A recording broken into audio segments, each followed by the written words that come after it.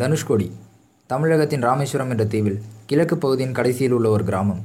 1964இல் ஏற்பட்ட ஒரு சூறாவளியால் மிகவும் பாதிக்கப்பட்டு மனிதர்களால் கைவிடப்பட்ட இந்த கிராமத்தை தேடி ஒரு பயணம்தான் இந்த ஆவணப்படம். வணக்கங்க. தனுஷ்கோடி நோக்கி நம்மளோட பயணம் வந்துட்டு இந்த பாம்பன் பாலத்திலிருந்து தான் தொடங்க போகுது. எனக்கு இடதுபுறமாக இருக்கிறது பார்த்தீங்கன்னா பாம்பன் ரயில்வே பாலம். இந்த பாலம் 1914 ஆங்கிலேயர் ஆட்சி காலத்தில் ஒரு ஜெர்மன் பொறியாளர் மூலமாக கட்டப்பட்ட பாலம். எனக்கு வலதுபுறமாக இருக்கிறது வந்துட்டு பாம்பன் தரைவழி பாலம். இது ராஜீவ்காந்தியால் 1987 திறக்கப்பட்ட அன்னை இந்திரா காந்தி பாலம். இங்கே ஏன் நான் நின்று பேசிகிட்டு இருக்கேன்னு பார்த்தீங்கன்னா, இந்த பாம்பன் பாலம் தான் வந்துட்டு நம்ம ராமேஸ்வரத்துக்கே ஒரு நுழைவாயில். நம்ம ராமேஸ்வரம் போனால் தான் நம்ம தனுஷ்கோடின்ற ஒரு இடத்துக்கே போய் சேர முடியும். ஸோ அதுக்காக தான் நான் இங்கே நின்று பேசிக்கிட்டு இருக்கேன். நம்ம இங்கேருந்து நம்ம தனுஷ்கோடி பயணத்தை தொடரலாம். பாம்பன் பாலத்திலிருந்து சில மைல்கள் பயணம் செஞ்சு நாங்கள் தனுஷ்கோடி அடைஞ்சோம்.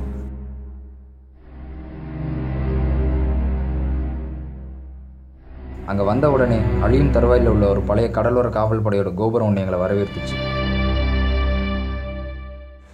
அதுக்கப்புறம் ஒரு வாகனம் மூலமாக தனுஷ்கோடிக்குள்ளே பயணம் செஞ்சோம். கொஞ்ச தூரம் உள்ளே போன உடனே 1964 வந்த சூறாவளியில் இறந்தவங்களுக்காக வைக்கப்பட்ட ஒரு நினைவு தூண் இருக்குது. அந்த தூணை கடந்து உள்ளே பயணம் செஞ்சோம். சில மீட்டர் தூரத்தில் இடிஞ்ச கட்டடங்களை நம்மளால் காண முடியும்.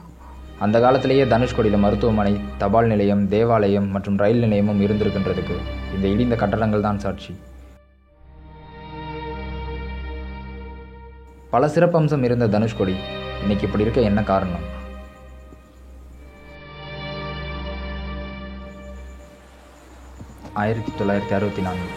டிசம்பர் 22 மற்றும் 23 ஏற்பட்ட ஒரு சூறாவளியில் ரொம்பவும் பாதிக்கப்பட்டது இந்த கிராமம். அதோடு 2 நாள் இந்த கிராமம் இருளில் மூழ்கி இருந்தது. மேலும் அந்த சூறாவளியின் போது 240 கிலோமீட்டர் வேகத்தில் சூறைக்காற்று வீசியதுனால அங்கே உள்ள 1800 மக்களும் அந்த சூறாவளிக்கு பலியானாங்க.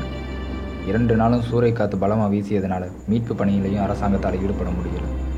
டிசம்பர் 22 இரவில் பாம்பனில் இருந்து தனுஷ்கோடி நோக்கி 115 பயணிகளோட ஒரு ரயில் சூறாவளியின் சீற்றம் தெரியாமல் பாம்பன் பாலத்தில் வந்துட்டு இருந்தது. சூறாவளியால் கொந்தளிப்புடன் இருந்த கடல் 7 மீட்டர் உயர அலையுடன் வந்து 6 பெட்டிகளுடன் வந்த ரயிலை கடலில் கவிழ்த்தியது.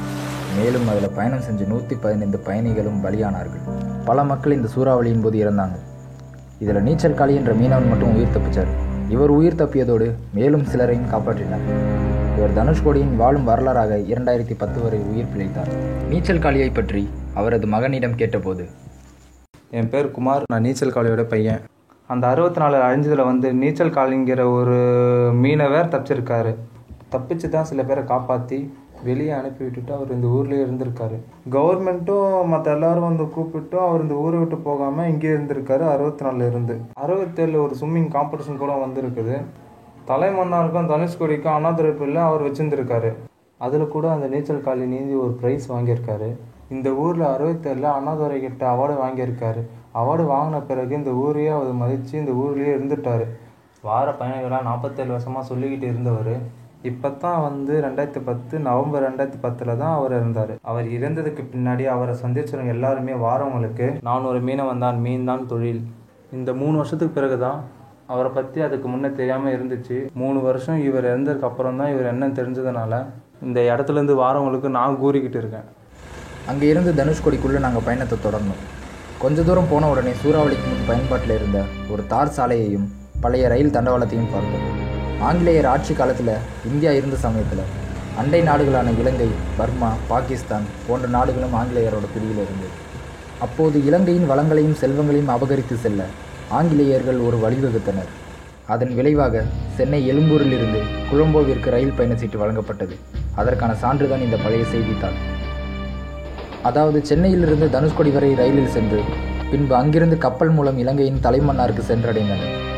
இவ்வாறு அக்கால போக்குவரத்து இருந்தது. இந்த வாகன ஓட்டுநரிடம் அவரது அனுபவத்தை கேட்டோம். கார்த்திகை மாதத்துலேருந்து 6 மாதத்துலேயே ஐயப்பன் கோயில் சீசன் டைமில் கூட்டம் வரும். அதில் அந்த அர்ச்சல் மணிக்கு அவ்வளோவா போகாது வண்டி, வேன் தனுஷ்கோடியே திரும்பிடும். ஆனால் சம்மர் டைமில் வண்டி அந்த லாஸ்ட்லேயும் போகும். ஜனவரிலேருந்து ஃபுல்லாக மழை சீசன் டைமு. அப்போ வந்து அர்ச்சல் மணிக்கு வண்டி எதுவும் போகாது. 6 மாதம் கடலில் மீன் பிடிக்கிற மாதிரி, அது போல் 6 மாதம் தண்ணி இருக்கும். இங்கே 6 மாதம் சீசன் முடிஞ்சவொடனே தண்ணி ரிட்டன் போயிடும். 6 மாதத்துக்கு சம்மரில் மழை பெஞ்சா ஃபுல்லாக ரோடு ஃபுல்லாக தண்ணி ஆயிரும். அப்புறம் காலேஜ் டைமில் வந்து கொஞ்சம் கூட்டம் வரும். ஐயப்பன் கோயில் சீசன் டைமில் கூட்டம் வரும். அதுக்கிடையில் கொஞ்சம் கொஞ்சம் தான் வண்டி கம்மியாக தான் வரும் கூட்டங்கள்லாம்.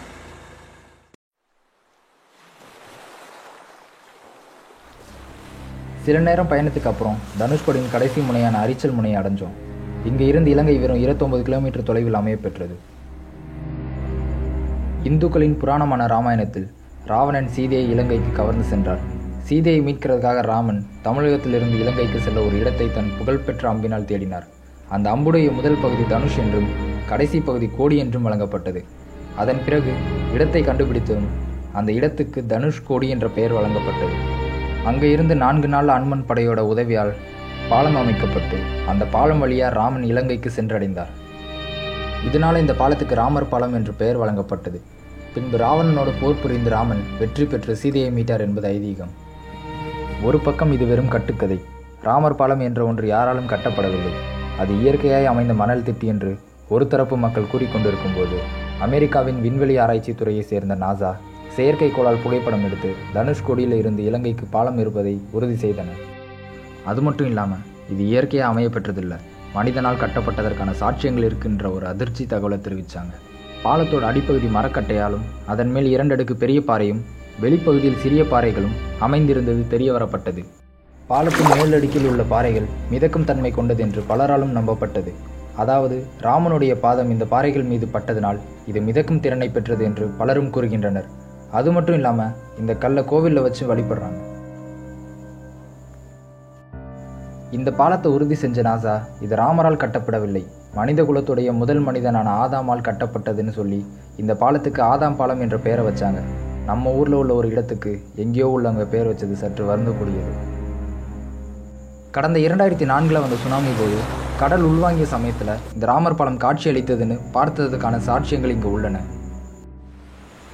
அது மட்டும் இல்லாமல் அன்னைக்கு தான் தனுஷ்கோடியுடைய பரப்பளவு எவ்வளவுன்னு அங்கே உள்ளவங்களுக்கு தெரிய வந்தது. கடலுக்குள்ளே இன்னும் பல கட்டடங்களும் ஒரு கோவிலும் இருந்ததை கண்டு மக்கள் வியப்படைஞ்சாங்க.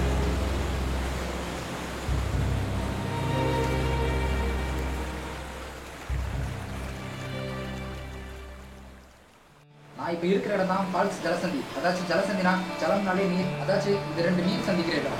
இந்த பக்கம் பார்த்தீங்கன்னா வங்காள விரிகுடா, இந்த பக்கம் இருக்கிறது இந்திய பெருங்கடல். இது 2மே சந்திக்கிற இடத்துல தான் நான் இருக்கேன். பின்னாடி பார்த்தாலே தெரியும் இந்த 2 நீரும் வந்து எந்த இடத்துல எப்படி வந்து சந்திக்குது. இந்த ஜலசந்தி வழியாக தான் பழைய கப்பல் போக்குவரத்து இருக்குது.